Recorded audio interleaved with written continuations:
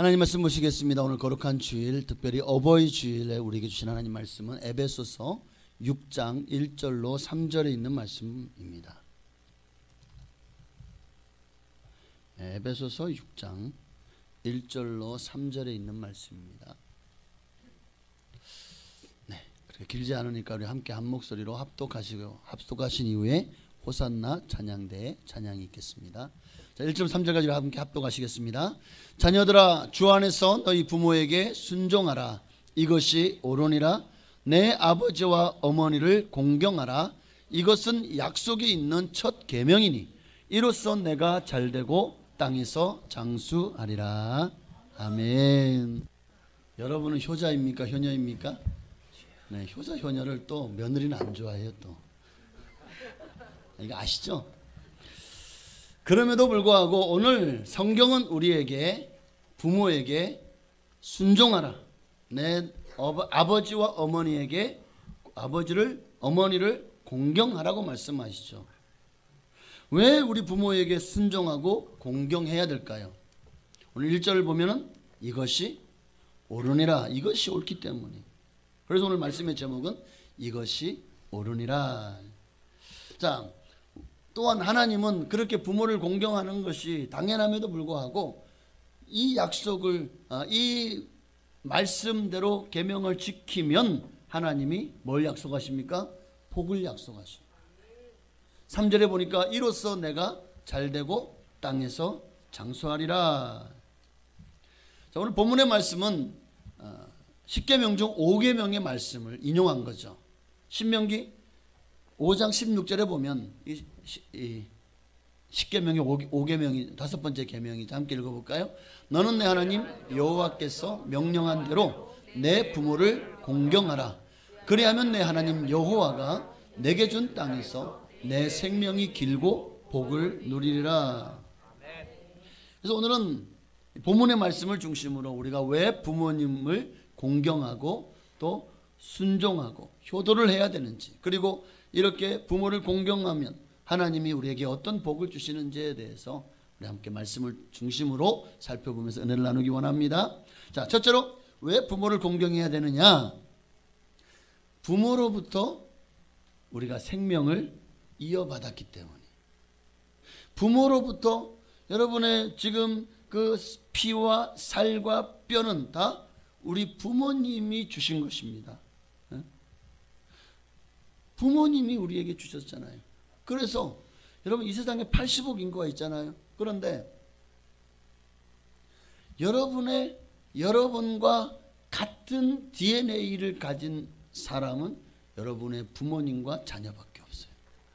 그럴 때 친자 확인 소송을 하면, 또는 친자 확인을 위해서 DNA를 검사를 하면, 자, 어떤 경우는 불일치합니다. 어떤 경우는 99% 일치합니다. 그러므로 친자 관계가 확실합니다. 와, 그런 거 보셨어요? 참 신기하죠. 이 머리카락 하나만 떡대가지고 갖다 줘도 여기서 DNA가 똑같이 나온다는 거예요. 그런데 80억 중에서 오직 내 부모님만이 나와 DNA가 일치. 그것도 신기하지 않아요? 자, 80억이나 되니까 그 중에 나하고 비슷한 사람 좀 있지 않을까요? DNA가 99% 정도 일치하는 사람이 없을까요? 있을까요? 참 어렵죠. 부모 없는 자식이 있어요? 부모 없는 자식이 없어요. 그 말처럼 우리의 몸에는 부모님의 피가 흐르고 있고 우리 가슴에는 부모님의 마음과 사랑이 지금 심겨져 있는 거예요. 그러니까 부모와 자녀의 관계는 먼저 하나님이 우리에게 가정을 주셨고 생육하고 번성하여 땅에 충만하는 말씀대로 하나님께 속한 생명 창조의 연속인 겁니다. 부모의 자녀의 관계는 하나님께서, 그래서 아담과 하와 이후로부터 지금까지 얼마나 생육하고 번성했습니까? 그러므로 우리 부모는 항상 우리에게 존중을 받아 마땅합니다. 왜? 우리에게 피와 살과 또 뼈와 또 생명을 주셨기 때문에. 우리를 낳아주셨고 또 우리를 위해서 얼마나 많은 희생하셨습니까?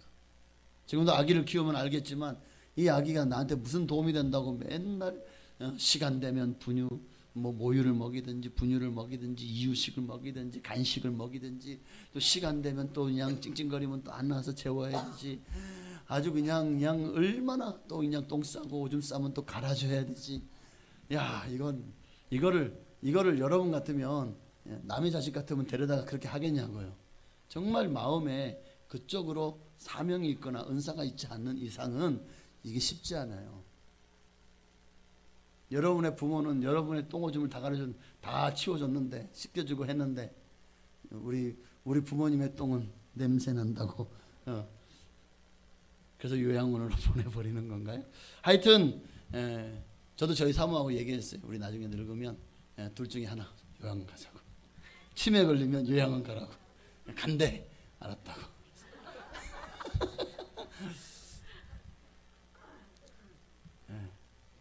자녀들 앞에서 속 썩는 것보다 차라리 마음 편하게 사는 게 더 좋을 것 같더라고요.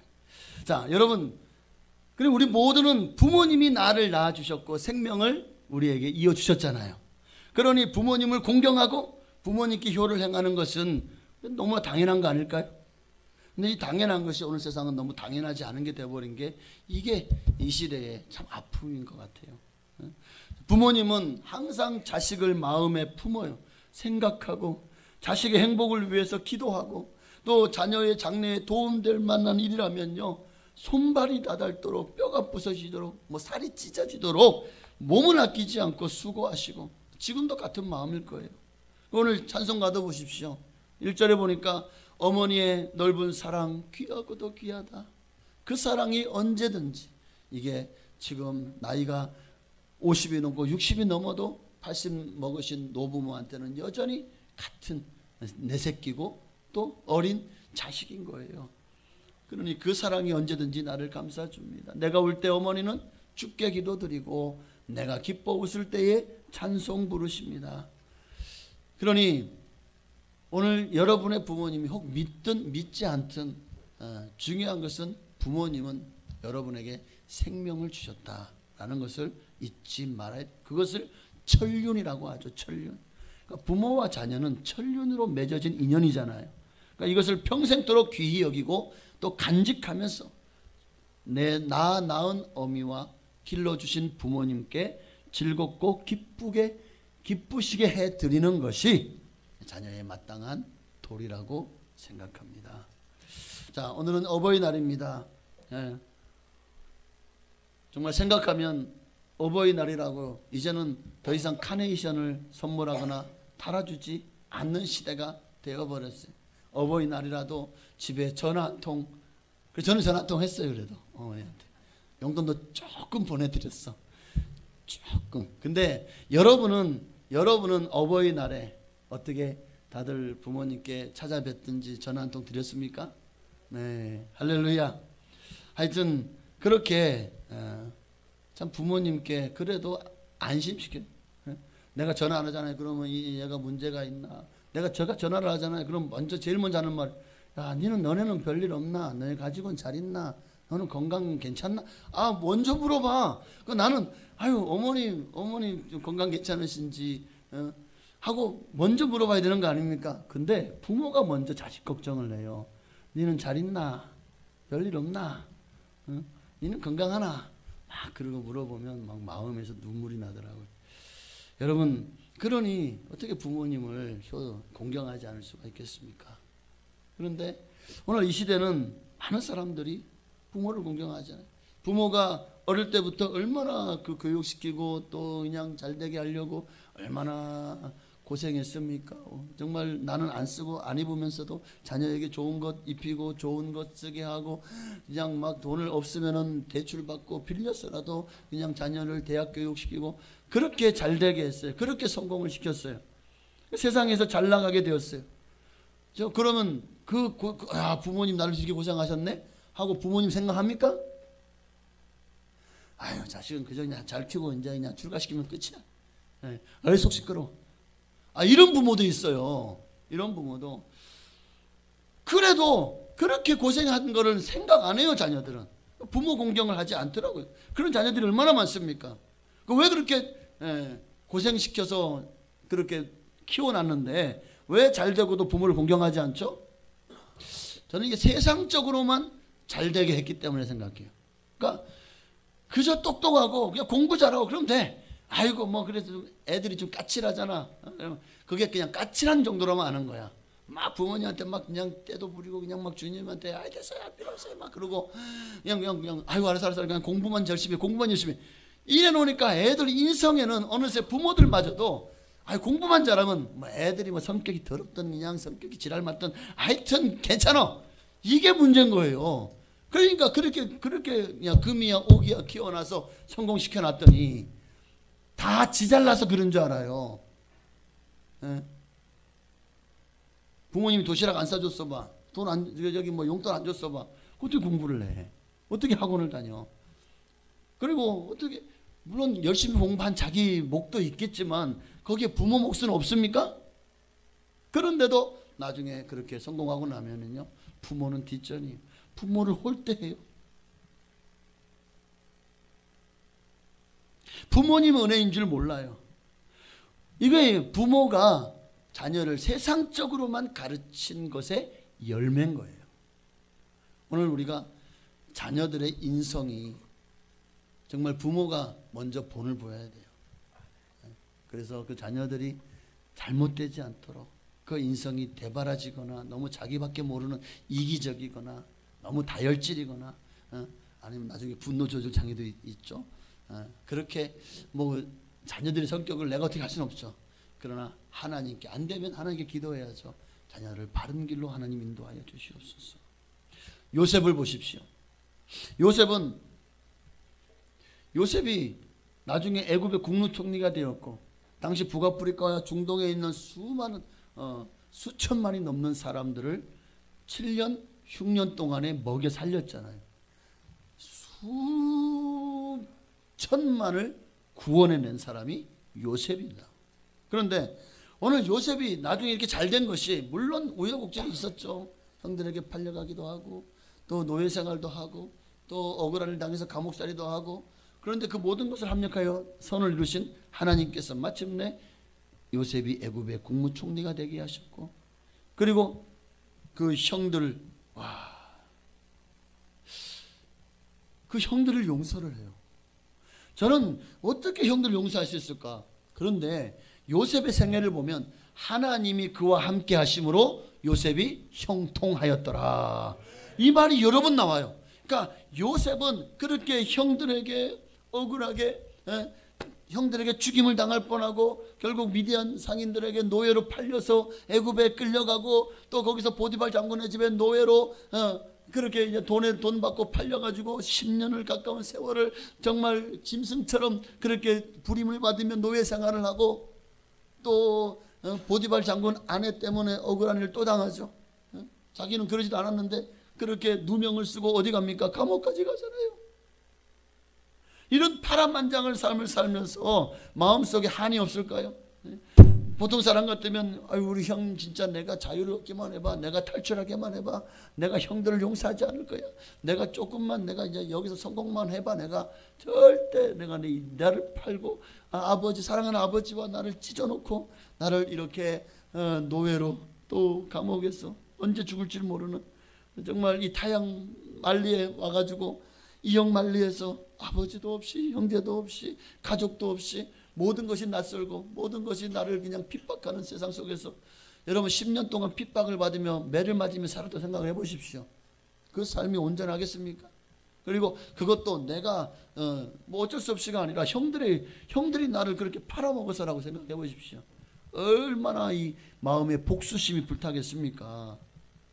그런데도 7년 흉년에 애굽에 식량을 사러 왔던 그 형제들을 보자마자 그들을요 그렇게 우는 이유가 뭘까요? 이미 그들은 마음에서 용서가 된 거예요. 그 형들이 이제 요셉인 줄 알고 막 빌잖아요. 그리고 나중에 아버지가 돌아가시고 난 이후에 또 자기들을 또 이제 죽일까봐 또 자기들 해코지할까봐 또 빌잖아요. 그런데요 형들 걱정하지 마세요. 나를 팔았으므로 형들 두려워하지 마세요. 아니요, 형들이 나를 판 것이 아니라 하나님이 나를 애굽에 앞서 보내신 것입니다. 이게 신앙이 아니고는 그렇게 얘기할 수가 있나요? 형제들을 용서할 수, 자기를 그렇게 팔아먹은 형제를 용서할 수가 있냐고요. 그리고 그 형제들, 온 형제들과 아버지의 집을 다 이제 흉년이 계속되니까 안 됩니다. 내려오십시오. 여기는 식량이 많고, 그리고 내가 아버지를 섬기겠습니다. 그래서 70여 명이나 되는 가족들을 다 이끌고 와서 고센 땅에다가 그들을 정착하게 하고, 그리고 요셉 평생에 그 아버지가 돌아가실 때까지 아버지를 극진하게 공경하고 공양하지 않습니까? 요셉이 어떻게 이렇게 성공적인 인생을 살 수 있었을까요? 저는 어릴 때, 그가 팔리기 한 15살쯤에 팔렸다고 치면 그 전까지 모든 삶에 아버지가 얼마나 아브라함의 하나님, 이삭의 하나님을 가르쳤을까. 그에게, 요셉에게 야곱이 얼마나 신앙교육에 힘썼을까. 그 신앙교육이 오늘 이런 위대한 사람 요셉을 만든 게 아닐까요? 그러니 여러분, 오늘 여러분도 이 부모님으로부터 인하여 예수 믿게 되었고 또 믿음을 가지게 되신 분들은 모태신앙 가지면 더욱 부모님께 감사해야 돼요. 혹시나 그렇지 않을지라도 어쨌든 부모님이든 친구들이든 누군가의 전도를 통해서 누군가 이런 복음을 전했잖아요. 참 감사하시기를 바랍니다. 왜? 우리 인간으로서 이 세상에서 받을 수 있는 최고의 축복을 받았기 때문이에요. 최고의 축복. 이게 최고예요. 자, 둘째로 왜 부모님을 공경해야 됩니까? 하나님의 계명이기 때문에. 자, 10계명 중에 부모를 공경하라가 몇째 계명이라고요? 5째 계명이죠. 네. 2절에 보니까 내 아버지와 어머니를 공경하라. 이것이 약속이 있는 첫 계명이니. 계명이라는 것은 하나님의 명령이라는 것이에요. 뭐 지키지 않아도 되고 지켜도 되는 게 아니에요. 하나님의 말씀은 우리가 지켜 순종하라고 하나님 주신 법입니다. 법을 어기면 감옥 가는 것처럼. 오늘 그리고 이걸 해도 되고 안 해도 되는 게 아니라 하나님의 명령이기 때문에 내 부모를 공경하라는 것은 마땅히 해야 될 사람의 도리라는 거죠. 자, 하나님께서 모세에게 십계명을 주실 때에 왜 돌판을 둘로 나눠 주셨을까요? 돌판을 하나에다 다 기록할 수 있잖아요. 십계명 그렇게 길지도 않으니까. 왜 하나에다 다 기록하지 않고 돌판을 2개로 나눴을까요? 첫째 돌판에는 1계명부터 4계명까지가 기록되어 있대요. 이것은 하나님에 대한 계명입니다. 하나님께 대하여 사람이 지켜야 될 계명이 1계명 4. 그러면 두 번째 돌판에는 바로 사람과 사람과의 관계에 있어서 지켜야 될 계명을 기록한 거예요. 그래서 5계명부터 10계명까지. 오늘 본문에 약속이 있는 첫 계명이다. 이것은 인간으로서의 마땅한 도리 첫째 계명이 바로 내 부모를 공경하라. 둘째 돌판에 제일 위에 있는 것이 제5계명이었다라는 것입니다. 그러니 사람으로서 부모에게 불효하는 것은 하나님이 기뻐하지 않으고, 그래서 성경은 부모에게 불효하는 에게는 하나님이 저주를 약속하십니다. 그러나 부모에게 공경하는 자에게는 하나님이 엄청난 축복을 약속하십니다. 신문지상을 보십시오.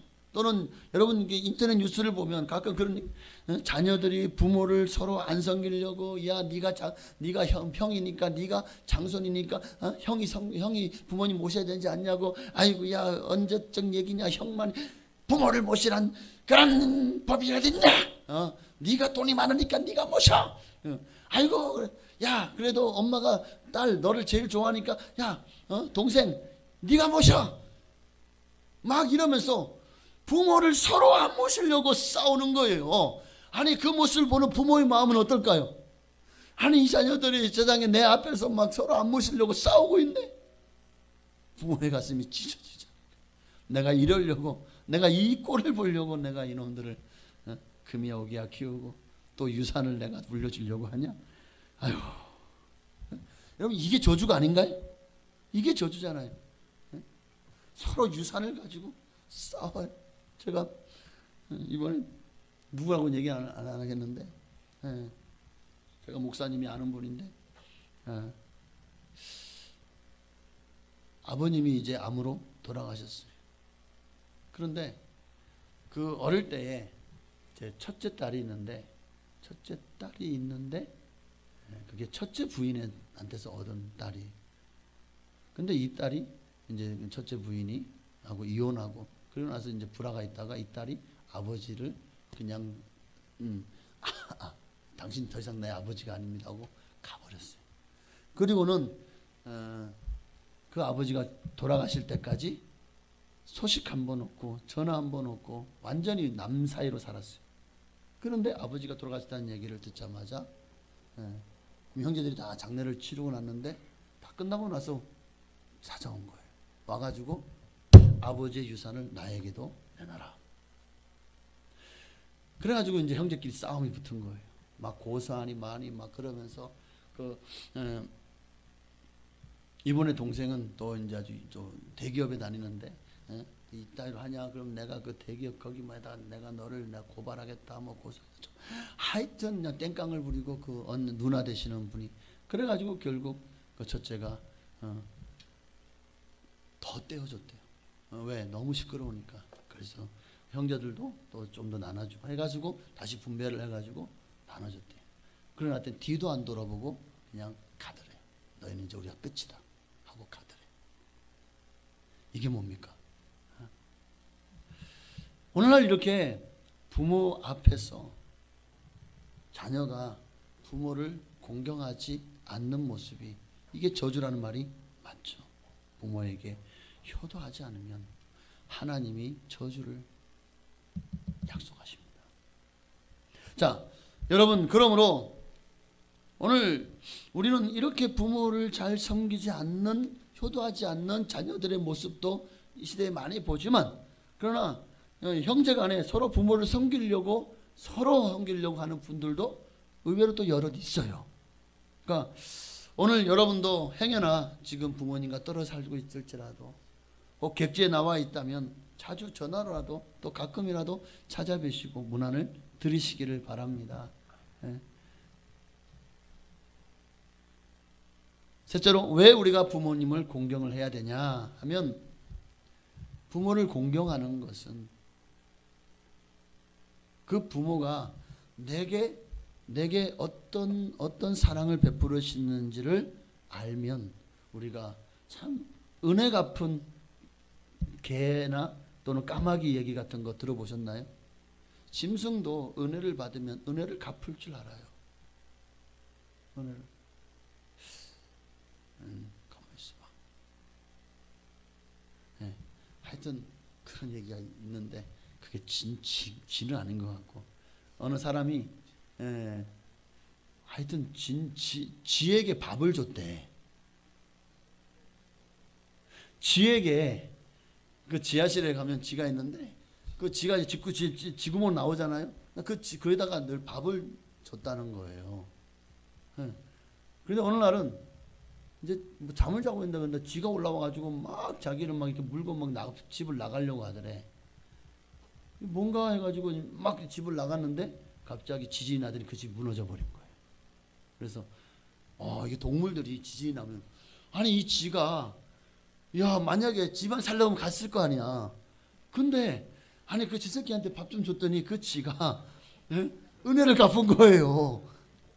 자기한테 밥 준 사람은 막 칙칙칙거리면서 막 그냥 옷을 물고 막 그냥 나가려고 막 끌어당긴 거죠.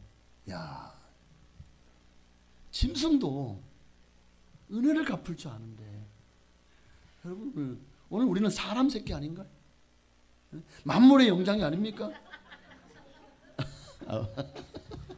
죄송합니다.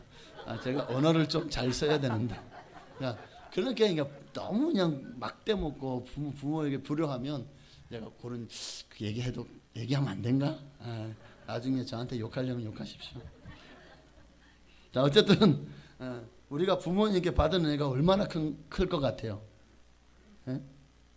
평생을 우리에게 베푸신 은혜를 아니 부모는 연세가 90대도 70 먹은 아들한테 아이고 얘야 길 조심해라 차 조심 이런다니까. 90대신 할머니가 70대신 아이고 나도 이제 늙었어요. 그런데도 너는 나한테 여전히 어린 자식인 거야. 그러니까 평생을 가슴속에 늘 자식 생각하는 게 부모밖에 더 있나요? 자식에게 평생을 다 주시고도 더 주고 싶어 하는 게 그 부모의 마음이 아닌가요?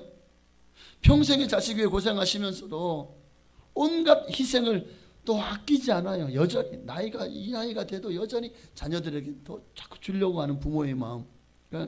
그러니 아무리 우리가 부모를 잘 섬긴다고 해도 우리가 그 부모님 마음을 다 헤아릴 수 있을까 하는 생각이 들어요. 여러분 할 수 있는 대로 부모님을 공경하시기를 바랍니다. 그것이 자녀된 우리의 마땅한 도리이고 또 우리가 부모님께 받은 은혜에 보답하는 길이기 때문입니다. 자, 그런데 이런 얘기를 들으면 어떤 이들은 이렇게 얘기하는 일도 있어요. 아니 그거 다 남 얘기라고. 나는요 우리 부모님한테 사랑 못 받아봤어요. 우리 부모님이 나한테 해준 게 하나도 없어요. 얼마나 나한테 무관심한 줄 알아요? 어릴 때부터 우리 부모님이요 술만 먹고 그냥 얼마나 나를 두들겨 패고 학대했는지 알아요? 얼마나 부모가 나를 고통스럽게 했는지 알아요? 어릴 때 얼마나 나한테 무관심했는지 알아요? 또 어떤 애들은 나는요 어릴 때 부모가 나를 버렸어요. 내 엄마가 나를 버렸어요. 내 아빠가 나를 버렸어요. 그러면서 그 상처로 살아가는 이들도 참 많더라고요. 그래서 나는 우리 부모가 미워요. 나는 진짜 원망하고 저주해요. 물론 좋은 부모를 만나서 편하고 행복하게 살았다면 더 좋았겠지만 그러나 그런 이들 중에도 여러분 그러면 좋은 부모 만나가지고 정말 모든 것이 다 부모 사랑받고 컸으면 전부 다 그럼 사람 됐나요? 인간 됐을까요? 그렇게 자란 이들 중에도 부모의 은혜도 모르고 부모의 마음을 아프게 하는 그런 자녀들은 없을까요? 많을 거예요. 그러니까 우리가 부모가 못났던 잘났던 부모 탓할 게 없는 거예요. 일단 부모가 나를 낳았다면 그 이유는 이제 내가 내 인생 내가 살아가면 되는 겁니다. 꼭 부모 탓하면서 그냥 나는 내 인생을 스스로가 망칠 필요가 없는 거예요. 그럴지라도 그런 환경 속에서도 자수성가하고 정말 잘 살고 성공한 사람들이 얼마나 많습니까? 우리 주변에. 또 그런 위인전기나 그런 또 자서전을 읽어본 적이 없으십니까? 그러니까 그럼에도 불구하고 그 후에 나는 부모 때문에 나는 내 인생 망쳤어 하고 부모 탓을 하며 자기 인생을 망쳤다면 그건요 부모 잘못보다 내 잘못이 더 큰 거예요. 정말입니다. 나보다 못한 환경, 나보다 더 가난하고 고난 속에서 또 홀부모 밑에서 또 학대받으며 그렇게 무관심 속에 살았음에도 불구하고 훌륭하게 큰 인물들 또 의외로 많다는 거예요. 그러니 내가 지금 이렇게 못난 거, 내가 지금 못 사는 거 이거 부모 잘못 만나서 그런 거라고 부모 탓할 게 아닙니다. 그저 부모는 나를 낳아주신 것만 해도 사실 감사한 거예요. 거기다가 우리가 북한 땅에 태어났습니까? 아프리카에 태어났습니까? 네? 우리가 저 중동에 태어났나요? 아니잖아요. 우리는 그래도 한국 땅에 태어났어요. 그래도 자유가 있잖아요. 또 종교의 자유가 있잖아요. 얼마든지 예수 믿을 수 있잖아요. 그래서 우리가 예수를 믿게 되었잖아요. 얼마나 감사해요. 북한에 가면은요 예수 믿을 수 있나요? 중동에 가면 예수 믿을 수 있나요? 그럼 구원 못 받는 거잖아요. 거기서 아무리 만수르가 되고 저 북한 땅에서 공산당원 중에서 제일 높은 고위직이 되면 뭐합니까? 지옥 가는데. 그러니 오늘 우리가 이 대한민국에서 기독교가 정말 많은 사람들에게 전도할 수 있는 나라에서 우리가 태어난 거 이것만 해도 감사해요. 내가 지금 교회 나왔고 예수를 믿은 것만도 감사해요. 그런데 그것이 또 부모님 덕분이라면 또 우리 부모님에게 더 큰 은혜를 받은 거예요. 부모님 날 양육한 것뿐만 아니라 나를 예수 믿게 했잖아요.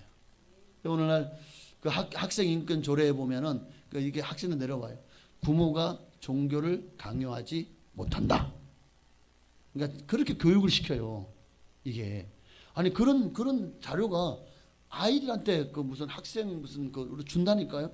그럼 아이들 보고 그걸 보고 또 그거를 또 부모한테 주라 그래요. 그럼 어릴 때 뭐 이제 학교에서 부모한테 주라고 해가지고 그 보면은 거기에 뭐 여러 가지 많은 내용들 학교의 내용도 나오지만 또 그런 조리한 것 그런 내용도 나와요. 그 보면은 야 이제는 부모가 자식한테 하나님 믿어야 산다. 옛날에는 두들겨 맞으면서 그렇게 교회를 다녔어. 제가 아는 목사님은 모태신앙인데 교회 안 간다고 엄마가 두들겨 패가지고 교회를 보냈어요. 근데 지금 목사가 되었잖아요. 얼마나 감사해요. 얼마나 훌륭하게 목회를 하고 있는지 몰라요. 바로 여기서 한 다리 건너면 있습니다. 대소에. 네, 제 친구 목사님. 근데 저는 이제 좀 특이한 경우죠. 저는 고등학교 3학년 때 하나님이 저를 아주 만나 주셔서 그렇게 이제 된 케이스고. 자, 중요한 것은 어쨌든 우리가 예수를 믿을 수 있었다는 거. 그래도 그 친구가 고등학교 3년 동안 저에게 교회 가자고 예수 믿으라고 복음을 전했어요. 제가 귓돈으로 안 들었지만. 그래서 지금은 참 감사하죠. 누군가가 복음을 내게 전해줄 수 있는 사람이 있다는 게 감사한 거예요. 예. 이거보다 더 큰 예수 믿을 수 있는 좋은 환경에서 태어난 것만큼 더 좋은 축복이 어디 있습니까? 그러니까 부모님 나를 이 한국 땅에서 낳아주신 거 감사해야 돼요. 이거. 예. 마지막으로 왜 우리가 부모님을 공경해야 되냐? 바로 하나님이 공경할 때 우리에게 복을 약속하시기 때문이죠. 3절에 보니까 이로써 내가 잘되고 땅에서 장수하리라. 예? 신명기 5장 16절에도 보니까 그리하면 내 하나님 여호와가 내게 준 땅에서 내 생명이 길고 복을 누리리라. 그러니까 여러분 사람마다 솔직히 잘 먹고 잘 살려고 잘 되려고 얼마나 발버둥 치며 노력합니까? 여러분도 왜 이렇게 열심히 공부했죠? 왜 이렇게 자격 따려고 애를 썼죠? 왜 그렇게 지금도 바둥바둥 열심히 일하고 있죠? 다 잘 되려고, 가정이 변화하려고, 잘 살려고 노력하는 거 아닙니까? 자, 그런데 그렇게 수고하면 다 잘 되나요? 그렇게 수고한다고 해서 다 성공하던가요? 아니잖아요. 그런데 꼭 성공이 물질의 성공만이 성공이 아니죠. 우리 마음이 평안하고 늘 삶이 즐겁고 아무리 돈이 많아도 늘 지지고 볶고 싸우고 이러면 그 TV 드라마 같이 보면 돈 많은 사람들 맨날 싸우더라고. 사람 맨날 싸워. 그게 과연 그게 복이냐고요. 그러니 성공이라는 것은 하나님이 복을 주셔야 우리가 복을 받는 것이고 그게 진정한 성공이 아닐까요?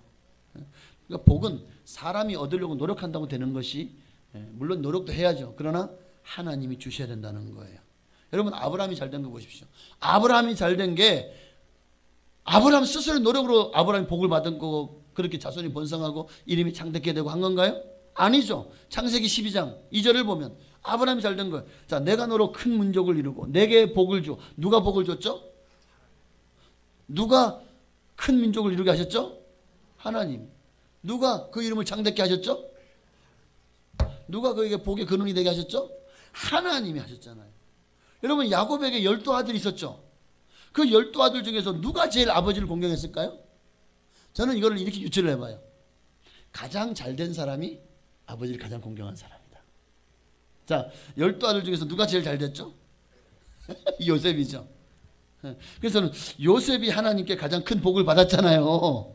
그래서 보면 아니 장자 르우벤이 시몬인가요? 아버지 가슴에 못을 박았잖아요. 동생을 팔아먹고 그 옷을 갖다가 어떻게 했죠? 멧돼지 피를 묻혀가지고 찢어놓고 그러니까 아버지 동생이요 우리가 보니까 이 옷이 있는데 보니까 찢어 죽었다. 시체는 짐승이 다 먹고 이 옷밖에 없었어요. 아버지가요 얼마나 아마 요셉을 제일 사랑했잖아요. 얼마나 오랫동안 가슴에 한이 맺혔을까요? 내가 그때 그러니까 아버지는 자기를 원망하겠죠. 내가 왜 요셉을 보냈어? 내가 그때 보내지 않았으면 요셉이 이렇게 죽지 않았어. 내 잘못이야 내 잘못. 내가 그때 왜 형들을 한번 어떻게 잘 있나 보고 오라고 내 요셉을 내가 보냈을까? 내가 안 보냈으면 우리 아들이 안 죽었을 텐데. 아마 그러면서 자기 탓을 하지 않았을까요? 누가 효자입니까? 가장 효자는 가장 잘된 사람이었어요. 그러니까 형제들도 한번 가만 보십시오. 여러분 형제들 중에도 가장 잘된 사람 보면 가장 부모님께 효도하는 사람이지 않나? 봐봐. 이거는 이제 예수 안 믿는 사람은 제외 일단. 예수 믿는 사람 중에는 또 그러지 않을까. 그리고 꼭 잘됐다는 것이 물질적으로 잘된 건 잘된 게 아니라 가정이 행복하게 살아. 예수 안 믿는 자들은 맨날 그냥 속 썩고 사는데 예수 믿는 저 가정은 너무너무 아니 보니까 별로 재산도 없고 뭐 별로 가진 것도 없고 한데 왜 이렇게 잘 행복하게 보이지? 여러분 이게 잘 되는 거 아닌가요? 네. 이게 복을 받은 거죠. 오늘 2절 말씀 한 번 더 읽고 마치겠습니다. 자, 네. 창세기 12장 2절 말고 에베소 6장 2절 3절 함께 읽겠습니다. 내 아버지와 어머니를 공경하라. 이것은 약속이 있는 첫 계명이니 이로써 내가 잘되고 땅에서 장수하리라. 요셉에게는 이 말씀이 이루어졌죠. 땅에서 잘됐죠. 그리고 요셉은 천수를 누렸죠. 하나님께서 모든 생명을 누렸잖아요. 그가 병사하거나 그가 뭐 사고하거나 그가 칼에 맞아 죽거나 그러지 않았죠. 요셉은 노안이 들어서 죽을 때까지 정말 수를 다 누렸습니다. 그 장수한 거죠. 이 말씀대로 되었잖아요. 그럼 여러분 이제 말씀 마칩니다. 우리는 부모로부터 부모의 생명을 이어받았습니다. 부모가 우리에게 생명을 줬잖아요. 물론 그 생명을 주신 분은 하나님이시지만 그래도 육신의 부모에 대해서 우리가 공경하라는 것은 하나님의 뜻이고 계명입니다. 하나님의 명령입니다. 또 이렇게 하는 것이 하나님께 감사하는 일이요, 또 하나님 말씀에 순종하는 일이요, 부모님의 은혜에 보답하는 일이잖아요. 자녀의 마땅한 도리입니다. 그리고 이렇게 할 때 하나님 우리를 땅에서 잘되고 장수하는 복을 주실 줄로 믿습니다. 여러분 모두 다 부모님을 잘 공경해서 다 하나님이 약속하신 이 축복을 받아 누리시기를 주의 이름으로 축원합니다.